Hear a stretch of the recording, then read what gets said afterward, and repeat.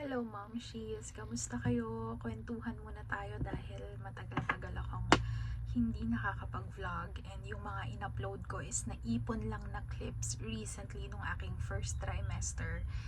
Story time a little bit para sa mga hindi pa nakapanood ng mga recent upload ko about my pregnancy. Ako ay 4 months pregnant na po ngayon and um, medyo nagpapakita na ang aking little one sa aking tummy. Medyo lumalaki na siya and nagpa-ultrasound ako last week and nalaman na namin, nalaman na ng aking OB via ultrasound yung gender ni baby, ang aming tawag sa kanya kasi tinatawag siya ni Prime na little one. So alam na yung gender ni little one pero hindi pa namin ina-open yung envelope kasi magkakaroon kami ng gender reveal. So magkakaroon tayo ng gender reveal and super excited ako and kinakabahan at the same time kasi first time namin magpapa-gender reveal na hindi namin alam ni Pao kung talagang clueless kami. So kasi yung first si Prime kasi nung aking pregnancy, hindi namin alam yung kung paano yung pamamalakad ng pagpapa-gender reveal. So ang nangyari is habang inu-ultrasound ako, hindi naman sinabi ni OB na gusto niyo bang magpa-gender reveal or what. So nung kay Prime noong pagbubuntis ko, nung inu-ultrasound, sinabi na agad ni OB na nakita niya na yung gender tapos nilagyan niya na ng boy. Apparently si Pao nanonood siya sa screen sa monitor habang ako ay inu-ultrasound. So nalaman namin pareho that time na boy, and ang ginawa na lang namin para may twist is nung parang baby shower party namin sa office noon and sa bahay is ang sinurprise na lang namin ng gender is yung guests namin. Yung office mates namin yung nanghula. Pero kami ni Pao, alam na namin kung ano yung gender. Parang gano'n na lang yung nangyari para at least merong konting twist pa din sa aming baby shower nung kay Prime. But this time, eto na to, talagang clueless kami ni Pao. Si Prime gustong gusto niya i-open yung envelope pero sabi namin para surprise, tinago muna namin. Tapos ayun, kami-kami lang naman ang family. Nakaka-excite, nakakakaba ng konti. Si Prime gusto niya boy. Well, ako, kung tatanungin ako, kahit ano naman ako, pero nung first pregnancy ko, hiniling ko talaga, pinag-pray ko kay Lord araw-araw, Lord, sana boy, kasi parang gusto ko boy yung panganay, para kuya siya, kasi ako, panganay ako, babae, so parang gusto ko this time sa magiging anak ko, sa firstborn ko is kuya. So, dininig naman siya ni Lord. This time, wala akong certain prayer na Lord sana boy or Lord sana girl. Ang lagi ko lang dasal is kahit anong gender, basta kung ano ipagkaloob ni Lord, kasi mas alam ni Lord yung kailangan naming family. Kung pagkalooban niya kami ng girl dahil meron na kaming boy, di mas exciting, mas bonus na. Pero kung boy, okay lang sa akin. And syempre mas masaya si Prime kasi gusto niya nga ng baby brother. Kasi maglalaro daw sila ng toys niya, yung mga cars niya, maglalaro daw sila ng wrestling, pag lumaki-laki na sila dalawang mga ganyan. So, ako naman, lagi ko lang sinasabi, Lord, basta healthy si baby, healthy kami pareho, and safe delivery, safe pregnancy, normal yung growth and development, overall health talaga okay. Okay ako kahit anong ipagkaloob ni Lord. Pero lagi ko ding sinasabi pag nagpe-pray ako, pero kung pwedeng humirit ng konti, kung pwede na kaming magka-girl this time, edi thank you po, ganyan. Pero kung hindi talaga siya yung major na gusto ko girl agad, ganyan. Gusto ko, dahil may boy na ako, gusto ko talaga girl, mga ganon. So, para walang disappointment din, nagpapa-ultrasound na ako, gusto ng OB ko na girl. Sabi niya, sana girl na. Kasi nga, tinanong niya yung panganay ko. Sabi ko, boy, sana girl na. Sabi ko, okay lang kahit ano, doc. Basta healthy. Kung ano yung pagkaloob ni Lord. Sabi ko din, di kung boy, mag-iisa pa ako. Hanggang maka-girl ako. Pero sabi nga ni OB, paano kung boy uli? Di ba CS ako, mga momshi. So sabi niya, hanggang 3 beses lang daw pwedeng ma-CS. So, tingnan natin kung anong ipagkaloob ni Lord, 'di ba? lahat naman ng ating plano is wala yung mga yan.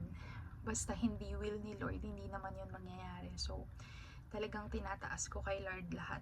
Maiba ako ng balita, ng bahagya, tapos na ang aming wedding ni Pao and nairaos namin nung December 30 bago kami mag-celebrate ng New Year.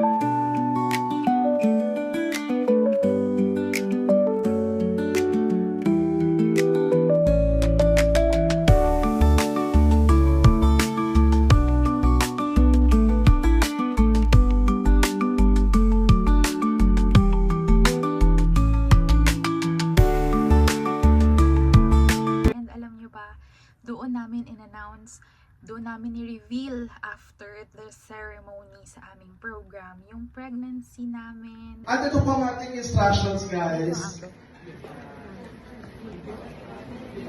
Magiging kuya na si Pride!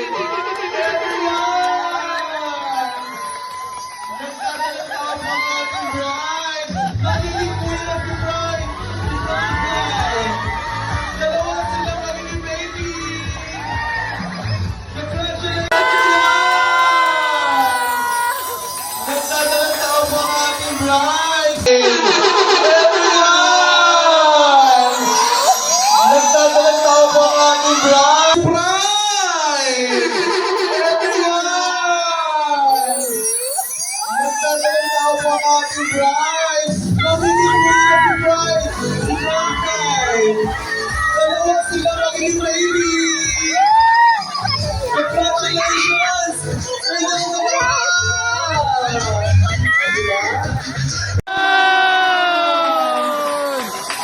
Super saya makita yung reaction ng aming loved ones, families, friends. And yun, sobrang saya kasi double celebration, aming wedding, and of course, ng aming bagong journey for our second baby. So, kompleto yung aming family. So, extra special talaga. And I think gagawa na lang ako ng separate vlog, story time about the wedding. Well, hanggang ngayon, iniintay pa man din namin yung mga photos and videos. Wala pa kaming overall wedding highlights. Puro raw yung photos na hindi naman namin masyado munang pinupost para intayin na lang namin yung edited. Alam naman natin na kapag kumuha tayo ng photographer, videographer sa ating event, minsan inaabot ng ilang weeks, minsan pa nga months, lalo na peak season yung aming napiling date ng aming wedding, December. So, syempre marami silang ganap. So, patiently waiting pa rin kami para ma-share ko naman sa YouTube ko din yung aming wedding highlights. So, kwento ko sa inyo on a separate video. Gawa tayo ng parang sa mga interested to know more about kung ano yung naging wedding namin, yung mga suppliers, magkano ba yung estimate na nagastos sa ganitong klaseng wedding. So, ayun. But for now, I just wanna update you guys about my second trimester na pregnancy. Kasi yung mga recent upload ko, di ba, Momshi, sobrang nahihilo ako nung first 3 months ko. And yun nga, sabi nga nila, di ba, first trimester is all about survival. So, thank you Lord dahil sa araw-araw na pagpe-pray ko na survive natin ang ating first trimester. Hindi tayo pinabayaan ni Lord and papunta na talaga ako sa depression nun mga mamshi, pero dasal lang talaga, yun ang talagang pinangahawakan ko, and syempre kasama ko yung family ko as my support system. So, nalagpasan natin ang ating struggle. Kasi yun nga, lagi kong sinasabi, ibang-iba yung pagbubuntis ko this time sa second pregnancy ko kay Prime. Kay Prime, pumapasok pa ako noon on-site. Nasusurvive ko talaga, hindi ganito yung hindi ganon yung pagsusuka ko, paglilihi, pagkahilo, pagkaantok, pagka-depress or pagka-stress. Siguro ang dami din kasing nangyayari dahil nagpaplano kami ng wedding, kung ano-anong mga ganap sa bahay, ganyan, sa buhay namin, sa work ko. So siguro nagkasabay-sabay din, kaya sumabay sa aking paglilihi ng first trimester. Pero, yun nga, sabi nga nila pag second trimester na, although hindi 100% na smooth pa rin siya, I would say na hanggang ngayon naduduwal-duwal pa rin ako, pero nabawasan na, let's say 50% ang nabawas sa aking pagkahilo, pagkasuka. Pero pag may naaamoy pa rin akong mga, let's say pabango na ayoko, ulam, or kahit anong maamoy ko na hindi type ng ilong ko dahil ako ay naglilihi, talagang naduduwal ako, nasusuka ako. Pero nabawasan nga siya, let's say 50%. And okay naman na yung appetite ko, nakakakain na ako na maayos. And good news, kasi last time nga nung first trimester ko is pinomonitor ko yung sugar ko araw-araw. And ang mahal kaya mga momshi ng pang monitor ng sugar, lalo na yung parang film niya na 20 plus lang, 800 pesos na, kailangan ko mag-check 3 times a day for 1 month. Pero luckily naman nung last check-up ko is clear naman, sabi ni OB, normal naman ang aking sugar. Pero still, kung gusto ko daw kumain ng matatamis, kasi ang pinaglilihian ko talaga lately mga matatamis. So sabi ni Doc is pwede naman daw, pero syempre moderation lang. Pero hindi naman totally na, alam mo yun, super bawal. Like, iniiwasan pa rin natin yung madadiagnose tayo ng gestational diabetes, yung ganyan. And knock on wood, Lord, wag naman sana. And talagang nililimit ko naman yung aking intake. And to be honest, mapapansin nyo din yun na pumayat po ako talaga. And siguro dahilan na rin ng pagpayat ko and pag-lose ko ng weight is yung, syempre maliban sa wala akong gaano kumain, more on gulay na lang din kami. Kapag may special occasion, dun kami nag-cheat day. Pero on a normal day naman, on a daily basis, normal na araw, yung kanin ko talagang parang 3 kutsara na lang. Tapos, minsan pag breakfast, hindi naman ako nagre-rice. Parang bread lang, ganyan, or noodles, ganyan. And talagang, wala lang din talaga akong gana din kumain. Siguro part ng paglilihi pa rin, kahit second trimester. Pero super thankful ako kay Lord na talagang okay na yung pakiramdam ko, kasi talagang nung first trimester ay ibang-iba talaga mga momshi ang aking experience. Talagang halos susuko ka sa nararamdaman mo. Tapos sumabay pa na, syempre may work ako, panggabi, kulang sa tulog, may mga inaasikaso, ganyan. Pero ayun, talagang sobrang buti ni Lord sa buhay natin. Talagang hindi niya tayo pinapabayaan. So, thank you Lord talaga na okay na ako. Nakakapagluto na ako kasi nung unang buwan ko guys, ng pregnancy, talagang ayokong kumilos ng kahit ano. Kahit pagligo, kinakatamaran ko mga momshi. Pero etong nung pumasok na nga yung December, habang papalapit yung aking second trimester, pa-okay yung pakiramdam ko, yung mindset ko, yung body ko, yung paglilihi ko. Kaya ngayon nakakapagluto-luto na ako, naaasikaso ko na si Prime, nakakasama na ako paghatid kay Prime, pagsundo kay Prime, kasi dati higa lang talaga ako, parang ayokong bumaba ng kwarto. So sobra kong pagkahilo. And siguro isa na rin yun yung mga gamot na iniinom ko. Actually ngayon, marami pa rin akong iniinom na gamot, and umiinom pa rin ako ng pampakapit, momshies, kasi bawal pa rin akong matagtag ng bongga. Dahil sabi ni OB, based sa aking ultrasound, mababa daw ang aking matres or yung inunan ni baby. Basta yun, may nakita sa aking ultrasound na kailangan continuous ko yung aking pampakapit, which is nakakaantok po talaga yung epekto ng pampakapit na iniinom ko. Ito siya, yung Heragest. Ayan yung nakakaantok na iniinom ko after shift ko. Kasi kapag nakaligtaan ko siya inumin at sa umaga ko siya inumin, kahit kakagising ko lang sa umaga, pag ininom ko yan, after 1 hour, para na akong nalasing na gusto mo nang matumba. Yan, so Marami akong gamot actually until now. More on vitamins siya. Pakita ko sa inyo. Ayan. Vitamins, folic acid. Tapos, alam nyo ba, itong folic acid na to, yung may iron, sobra niyang lansa, ma'am, she's para akong uminom or kumain ng blood, ng dugo. Ganun siya. Yun, magigets nyo yung feeling na ganun, na sobrang lansa nung kahit iinumin mo lang siya, diretso lunok, mananamnam mo siya na parang uminom ka ng dugo. Ganun siya kalansa. Tapos, nire-review ko lang ang aking more on kwentuhan lang tayo sa vlog na to.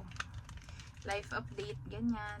Second pregnancy, and yun nga, gusto ko ibalita sa inyo na tapos na ang aming pinaplanong wedding. Finally, we're married, and tapos na yung mga aming pinagpaplanuhan ng halos kalahating taon din yun. Halos 1 year din actually. Almost a year din siya kung tutuusin. Basta more than 6 months din namin siyang plinano, and finally tapos na. And makakapag-focus na kami sa aming pregnancy, sa work, kay Prime, yan, sa health namin.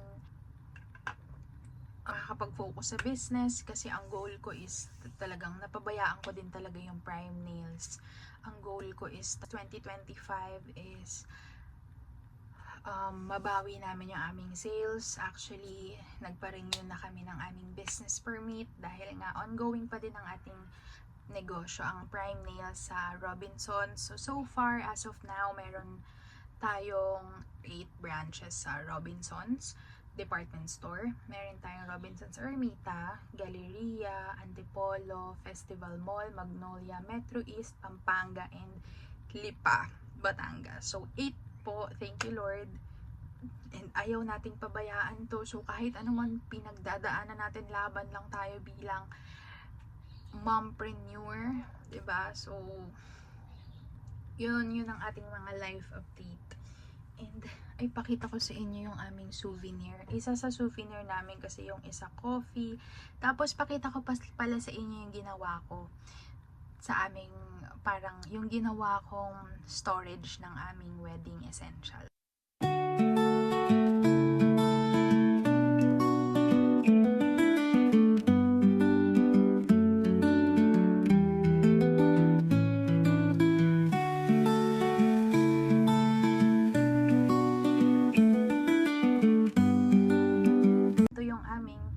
Souvenir na photo booth.